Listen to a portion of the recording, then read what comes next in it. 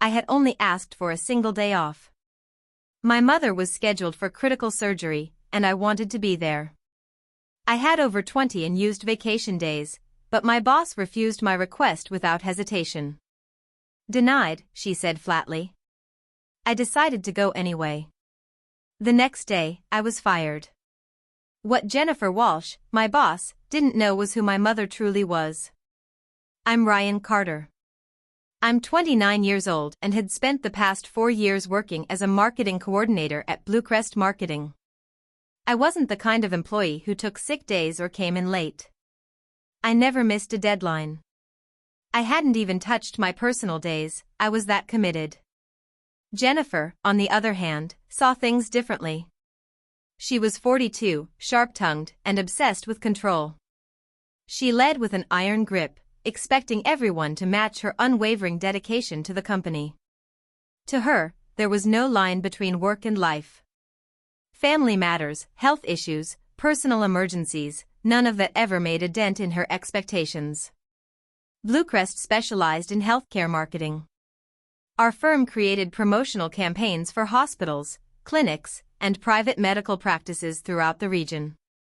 It was a high-stakes industry with constant pressure to outperform the last campaign. Jennifer loved to remind us, "You're only as good as your most recent pitch." Each quarter, targets climbed higher, deadlines got tighter, and appreciation grew more rare. I consistently delivered. I understood the healthcare space, crafted impactful campaigns, and maintained strong client relationships. But Jennifer never once acknowledged it. Praise wasn't part of her vocabulary. She demanded perfection, and when she got it, she simply moved the bar higher. Over time, the environment had turned toxic. Employee well-being was routinely sacrificed for productivity. She enforced weekend hours, disregarded personal boundaries, and made sure we all knew we were replaceable. In the past year alone, several of my most talented coworkers resigned, all citing the same reason: the atmosphere under Jennifer had become unbearable. Then, 2 weeks ago, everything changed. My mother called me one evening with news that stopped my heart. She had a brain tumor and would need immediate surgery. My entire world shifted in that moment. I promised her I'd be by her side. She hesitated, concerned about my job, but I assured her some things matter more than work. The next morning, I approached Jennifer in her office to request a single day off. She didn't even look up from her screen as I explained the situation. When I mentioned the surgery, she simply said, "Request denied." "We've got the St. Mary's presentation that day." I reminded her that I had 20 days of vacation unused, and that I'd never taken time off. Her reply? "You're too valuable to miss that meeting. That account brings in $2 million a year. This company signs your paychecks. Your first loyalty should be to Bluecrest. Family comes after that. If you can't understand that, maybe this isn't the place for you." I was stunned. After 4 years of loyalty, this was her response. I calmly suggested that someone else could lead the presentation. She didn't even consider it. "My decision's final," she said, and dismissed me with a wave of her hand. Now, here's the part no one at Bluecrest ever knew. My mother isn't just any patient at St. Mary's Hospital. She's Dr. Elizabeth Carter, Chief of Neurosurgery. She's a pioneering figure in her field, renowned for her skill, ethics, and compassion. Her name carries weight far beyond the hospital's walls. I had never told anyone at work about our connection. I wanted to build my career independently, not by riding on her reputation. So when Bluecrest landed St. Mary's as a client 2 years ago, I kept quiet. I sat through meetings about her department and never once spoke up about our relationship. But what Jennifer didn't realize was that my mother wasn't just another surgeon, she was the top of the ladder. She served on the hospital's executive board and held a decisive voice in budgetary and vendor decisions. She also chaired the Regional Medical Ethics Board and sat on advisory panels for 3 other prominent hospitals. Her influence spanned the entire healthcare network in our city. On Friday, I called in sick. I spent 6 exhausting hours at the hospital, waiting outside the operating room while the surgical team removed the tumor from my mother's brain. When she woke up, the first thing she asked was whether I'd been penalized for being there. I told her to focus on resting. The job didn't matter anymore. That Monday, as expected, Jennifer confronted me. No sympathy, no understanding, just consequences. She reiterated what she had said before. You missed the St. Mary's meeting. That was unacceptable. Your employment here is terminated. What happened next unfolded fast. Within the week, our biggest clients began withdrawing from their contracts. St. Mary's Hospital was the first to sever ties, but they weren't alone. Presbyterian General, City Medical Center, Riverside Clinic, and at least 4 other major accounts followed. Each one cited concerns regarding employee treatment and ethical values in their exit statements. Jennifer never connected the dots. She still doesn't know that by firing me for standing by my mother, she destroyed her own credibility in the healthcare world. Because the woman she disrespected wasn't just a concerned parent, she was one of the most respected voices in the entire industry. The financial fallout was devastating. Nearly 2/3 of Bluecrest's annual revenue vanished, plunging the company into crisis. Anxiety swept through the remaining employees, all of them now questioning their job security and the future of the company. While chaos erupted inside Bluecrest's walls, I remained unaware. I was quietly applying to new positions, circulating my resume among rival firms, and preparing myself mentally for what I assumed would be a long, uncertain stretch of unemployment. Then came Thursday. Jennifer called me in a panic, urgently requesting a face-to-face meeting at the office. I agreed, more curious than anything. When I arrived, I barely recognized her. The sharp, commanding woman I once worked under was gone, replaced by someone pale, visibly exhausted, with trembling hands and heavy shadows under her eyes. Stress had clearly taken its toll. She got straight to the point. Bluecrest was hemorrhaging clients. The exodus had been swift and brutal. One by one, major partners had backed out of their contracts, each explicitly mentioning my dismissal as a deciding factor. Then she asked the question she had likely been dreading.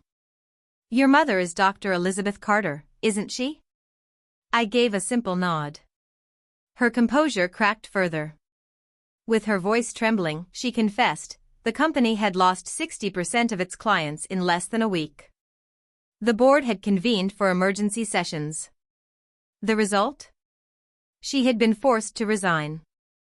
In a surprising turn, the board was now offering me her former position, Director of Marketing, with a 40% salary bump. I looked her in the eye and answered calmly. I'll consider the offer.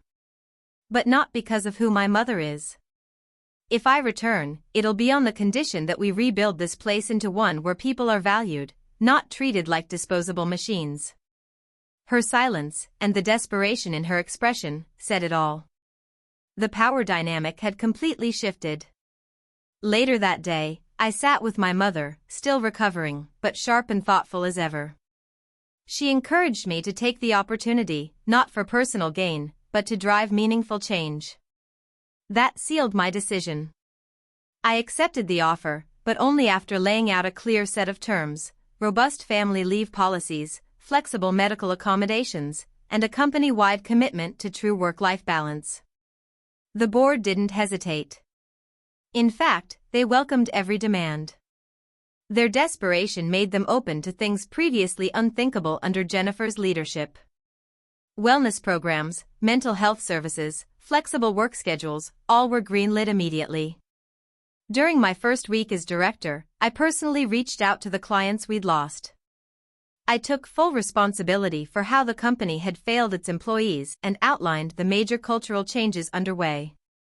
Most were receptive, especially when they saw we weren't just offering promises, but implementing real reform. St. Mary's Hospital was the first to return. Their CEO made it clear, they were putting their trust in my leadership and the company's new direction, one that better aligned with their own core values.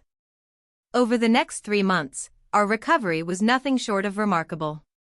We regained 80% of the accounts we had lost and earned a new reputation, this time as the most employee-focused marketing firm in the region. But we didn't stop at appearances. We launched mentorship programs, expanded training opportunities, and restructured benefits packages to attract top-tier talent from competing firms. The company transformed from the inside out. Meanwhile, Jennifer found that her reputation was not so easily rebuilt. Word of her past behavior had circulated quickly through industry networks. Hiring managers viewed her as a liability, and her name came up in HR cautionary examples of how not to lead. Her rigid, dehumanizing leadership style had become her professional undoing. My mother, thankfully, recovered fully within 6 weeks and was back in the operating room, stronger, prouder, and deeply moved by the positive ripple effects sparked by our ordeal. At the first quarterly review under the new leadership model, the board recognized our dual success, financial recovery and unprecedented employee satisfaction. Turnover rates dropped sharply. Exit interviews became rare. Our company culture itself became a recruiting asset, drawing in professionals who wanted more than just a paycheck. They wanted purpose.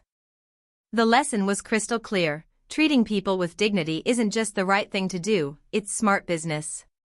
Loyalty, innovation, and client trust all thrive in environments where employees feel supported. Jennifer's narrow focus on profit over people nearly brought Bluecrest to ruin. But through empathy and responsible leadership, we built something better, something lasting. 6 months later, a national business magazine featured our transformation. The article highlighted our new family-friendly policies, quoting my core belief: success isn't just measured by profits. It's about creating a space where people can thrive professionally and still be present for life's most meaningful moments. The story spotlighted specific policy changes: emergency family leave, mental health support, and flexible remote work, all of which had become new standards across the industry. Our turnaround inspired other companies to follow suit. Bluecrest began fielding calls from firms seeking guidance on adopting similar changes. Business schools picked up our story as a case study in leadership, proving that ethical management can drive both morale and margins. Conference invitations poured in. I spoke regularly on the balance between high performance and human compassion, helping shift attitudes across the healthcare marketing sector, and even beyond. Within 2 years, Bluecrest had earned a new title: the industry's benchmark for ethical, employee-centered leadership.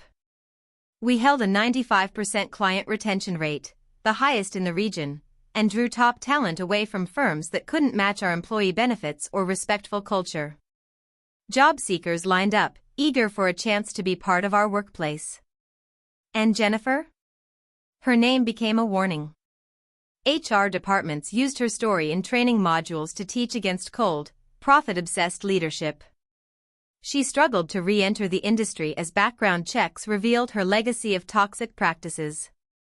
My mother, now serving on several medical boards, often referenced our shared experience when advocating for compassionate workplace reforms across healthcare institutions. Her influence led to policy changes that improved the lives of countless medical workers, doctors, nurses, and support staff who previously faced impossible choices between work and family. And the ripple effects continued. Employees who experienced our culture took those values with them when they moved on, transforming the cultures of other companies. The industry gradually began to evolve toward more humane leadership models. What started as one manager's cold decision ended up igniting a movement. A single act of cruelty had sparked something far more powerful: structural change. In the end, the best kind of justice wasn't revenge, it was building something better. A place where dignity, kindness, and excellence weren't in conflict, but the foundation of lasting success.